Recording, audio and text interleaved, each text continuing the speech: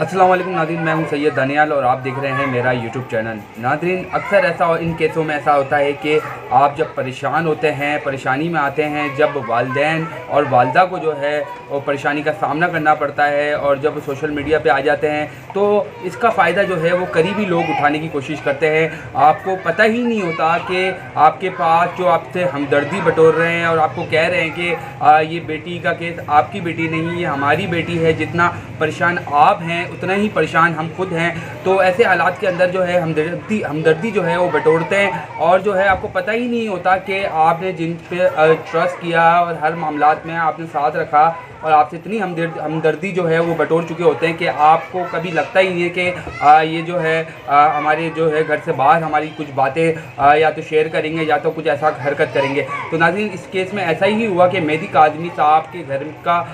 जो शख्स जो है वो आस्तीन का सांप समझ लें कि इसके अंदर मेहदी काज़मी साहब की कोई भी गलती नहीं है। अगर इन केस के अंदर ऐसा कोई सामने आ जाता है और घर में आपसे हमदर्दी जो है वो बटोरने लगता है और उसके बाद जो है आपके साथ रह के आपकी इन्फॉर्मेशन भी जो है वो एंटी पार्टी को जो है वो प्रोवाइड कर रहा होता है, उसकी भी जो है वो पैसे ले रहा होता है। तो हम देखने में अब ये आया है कि एक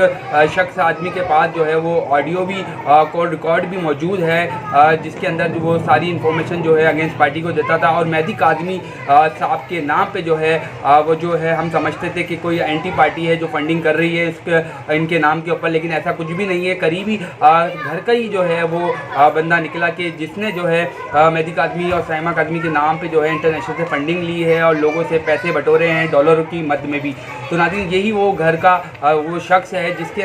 मेहदी काज़मी जब ये इस केस को लेके चल रहे होते हैं और आने वाले दिन का जो है लाए अमल जो तय कर रहे होते हैं और डिस्कस कर रहे होते हैं, तो ये सारी बातें जो हैं वो एंटी पार्टी को जो है वो कैसे पहुंच जाती हैं और इस केस के अंदर इतनी रुकावटें जो बन रही थी और ये सब चीज़ें सामने आ रही थी कि केस किस तरीके से आगे जा रहा है। तो अब ये सामने आ चुका है और ये घर का ही शख्स है, ऑडियो भी एक शख्स के पास सारी मौजूद है, सारा डेटा जो है मौजूद है कि यही शख्स है जिसने सारी इन्फॉर्मेशन आगे फॉरवर्ड करी और इसके पीछे जितने भी लोग हैं वो अब